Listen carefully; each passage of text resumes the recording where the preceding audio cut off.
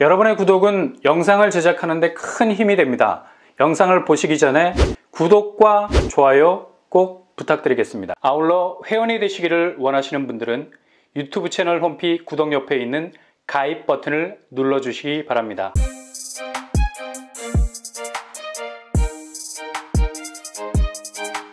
안녕하세요. 바브라 목토파입니다. 1월은 부동산 PF가 한국 집값의 운명을 좌우할 가장 중요한 키워드가 될 것으로 보입니다.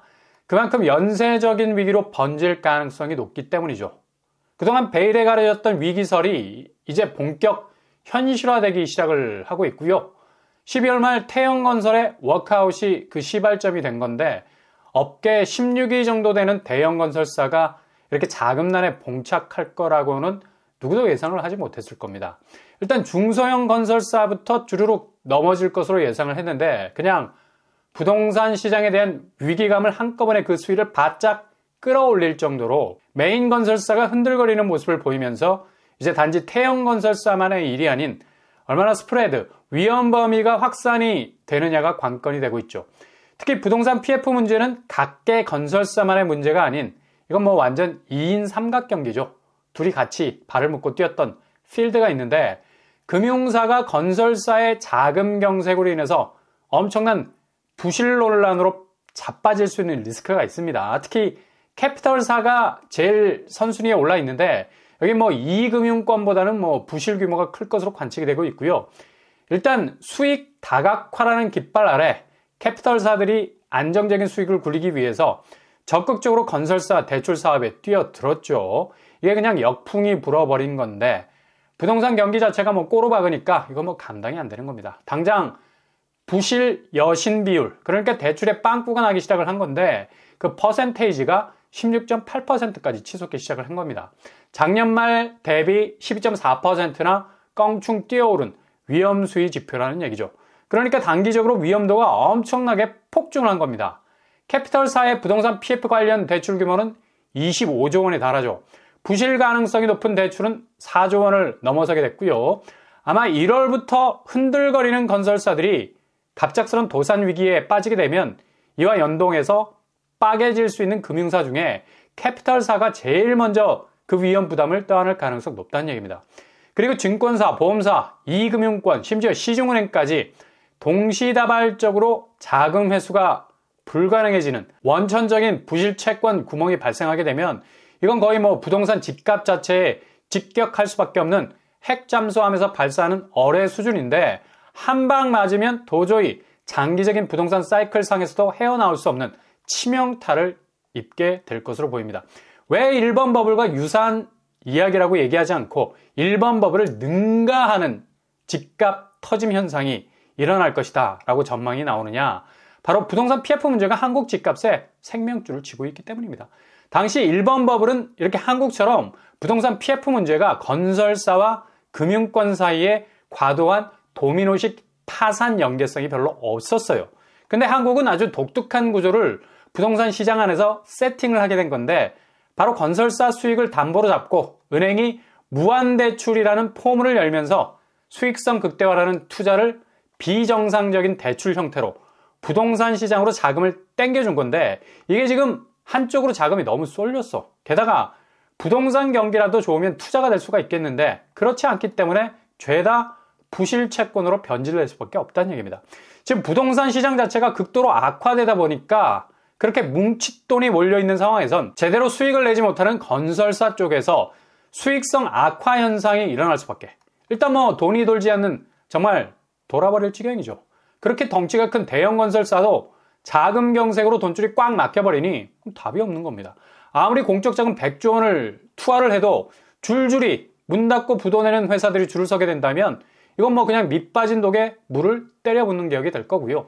당연히 막대한 자금 내준 금융권은 그대로 그 부실을 떠안게 될 수밖에 없다는 얘기죠.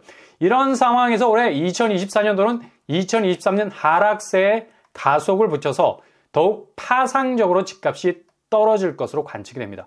당연히 뭐 지금 매매시장 거래량 얼어붙을 것으로 보이고요.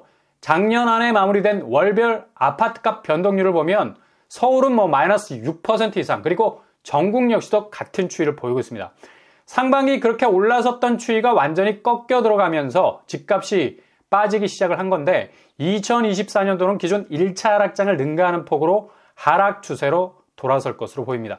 일단 한국은행이 예측하고 있는 집값 추세에서 30% 이상이 하락을 하게 되면 대부분 금융기관들은 자기 자본 비율이 대폭 줄어들 수밖에 없다는 평가를 내놓고 있습니다.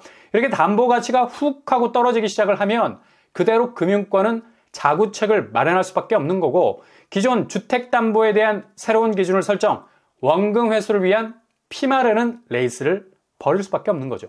그리고 부동산 PF 역시도 매매 시장의 위축은 그대로 분양시장 수익률을 극강으로 밀어붙일 만큼 악화시킬 가능성이 높아서 기존 사업성을 담보로 받았던 건설사 대출이 본 PF로 넘어가기도 전에 사업이 중단되거나 아예 취소가 될 수도 있는 상황이 발생할 수 있어서 건설사 입장에서도 엄청난 타격을 받을 수밖에 없다는 얘기죠. 근데 이걸 작년 초부터 불길을 잘 잡아서 과감한 시장 자구책을 마련, 시장을 확실하게 정리할 수 있는 골든타임이 있었는데 반대로 대출이 저금리로 풀리는 바람에 개인 대출이 급격하게 늘어나고 이를 사업 기반으로 세팅한 건설사들 물 들어올 때 노젓자라는 식으로 주택사업에 대한 공격적인 방향으로 돌진을 한 겁니다.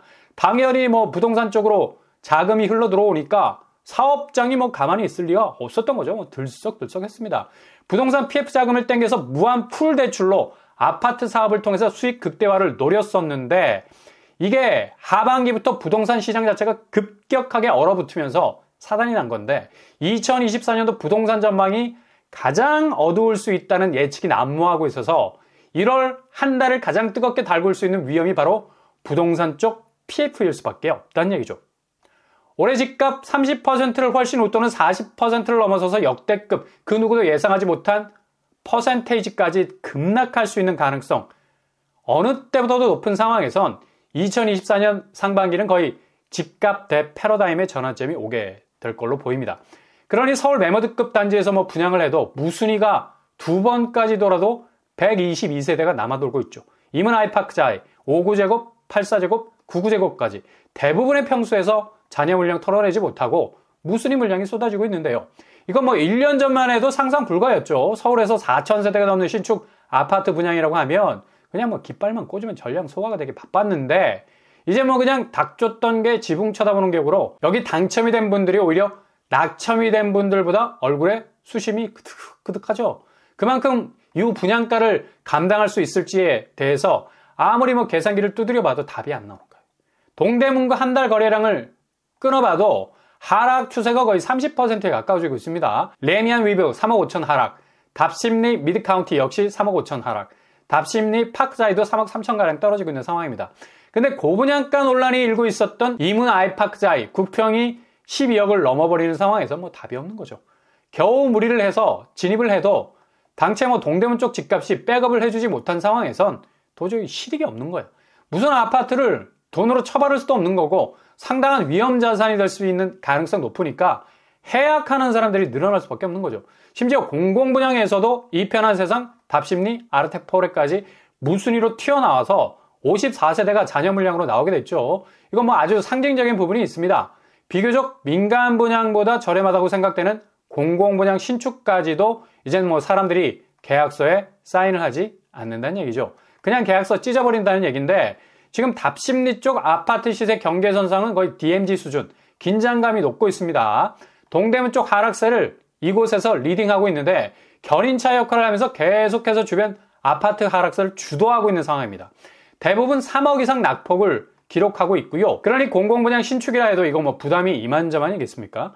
2024년도가 자칫 잘못 진입했다가는 도저히 빠져나올 수 없는 블랙홀의 해가 될 수도 있을 공포감이 몰려오는 건데 지금 매수세 대부분이 이렇게 손절 양상으로 가고 있는 건 본능적으로 올해 부동산 시장이 어떤 식으로 갈 건지 느낌적 느낌이 딱 온다는 얘기죠. 매매 시장만 단순히 거래량이 줄어서 얼어붙은 양상으로 가는 것이 아니라 분양 시장도 동시에 손절 양상, 아무리 1차 분양에서 적정선의 경쟁률을 찍었다 해도 최종적인 계약률에서 결국 눈물의 손절이 아니라 뻥 뚫린 손절이라고 해야 하나? 그만큼 당첨되고 엄청난 고민에 휩싸이게 된다고 해요. 그냥 아우성, 이걸 들고 가야 하나 버리고 가야 하나 그렇게 몇 날 며칠 뜬 눈으로 지새우고 결국 계약을 포기하고 해약하는 사람들이 이구동성. 그래도 마음은 가볍네 라는 말들을 할 정도로 지금 신축 아파트 추세는 가장 어려운 수분양자들의 손절 양상으로 바뀐 분위기에 직면하고 있다는 얘기죠. 그리고 얼마 전에 무순위를 마감지은 호반 서밋 개봉도 전체 190가구 중에 38%에 해당하는 72가구가 계약을 포기했었고요. 계속해서 이후로 잔여 물량 털어내기 위해서 안간힘을 썼는데 이번 2차 무순위도 경쟁률이 그리 썩 높지 않아서 최종적인 계약까지도 가봐야 할 것 같습니다. 이렇게 서울 분양시장도 매매 시장의 분위기를 그대로 답습을 하고 있어서 부동산 PF 문제라는 고리에 물려있는 건설사들이 당장의 수익률을 내기에는 너무나 어려운 상황에 있다는 얘기죠. 그러니 1월에도 이런 분위기 급변하기에는 어려움이 많고 더욱 가중될 수밖에 없는 상황인데 이거 어떻게 해결을 할 거냐고요. 아무리 비실거리는 건설사들 한 방만 더 맞으면 그냥 KO당해서 링 위에 쓰러지게 생겼는데 어르고 달래고 자금 투하해도 자체 경쟁력이 딸려서 체력이 무한 방전이 된 상태라는 딱히 답이 없는 상황이란 얘기입니다. 그러니 가장 무거운 추가될 부동산 PF 문제는 올해 집값 추세를 완전히 밑으로 끌어내릴 수 있는 가장 파괴력 있는 중심추가 될 전망이 높습니다. 이런 분위기를 그대로 보여주고 있는 곳이 또 한 곳이 있죠. 바로 둔촌주공 아파트. 일단 둔촌주공은 PF 문제를 규제 해제로 인해서 과감하게 뚫고 갈 수 있었던 간신히 분양 성공의 턱걸이를 걸었는데 그동안 그렇게 철석같이 믿고 있었던 실거주 의무 폐지 법안이 그냥 2023년 물 건너 가버렸습니다. 31일 엊그저께 국토위 소위가 개최가 되었지만 전세 사기 특별법 개정안만 통과가 돼서 실거주 의무 폐지 법안은 논의조차 되지 못하고 그냥 해를 넘겨버렸습니다. 이렇게 되면 이제 둔촌주공은 잔금을 칠 때 본인 자력으로 쳐야 하는 엄청난 자금 부담도 함께 됩니다. 일반 분양만 4,700세대. 여기서 얼마나 잔금까지 갈 수 있는 자금력을 가진 사람들이 있는지 미지수지만 조합 쪽에서 60% 정도가 가능할 것으로 보고 나머지 40% 정도가 잔금을 못 칠 수도 있다는 전망을 내놓고 있는데요. 거의 절반이네. 전세를 주지 못하니 보증금을 이용해서 잔금을 밀어넣을 수 있는 여력이 없다는 얘기죠. 이렇게 되면 계약을 포기해야 하는 사람들이 속출할 수 있고요. 분양가로 LH에 넘겨야 하는 극악의 상황이 올 수도 있다는 얘기죠. 편법으로 실거주 의무를 피하다 딱 걸리면 징역 1년 1,000만 원의 벌금이 부과가 된다는 얘기죠. 아무튼 31일부로 법안 자체가 그냥 무효화될 수 있기 때문에 2024년도 둔촌주공은 완전히 새로운 판도가 열릴 것으로 보이네요. 이렇게 2024년도는 온통 새로운 부동산 지형이 열릴 정도로 엄청난 사건들이 터져 나올 것으로 보입니다.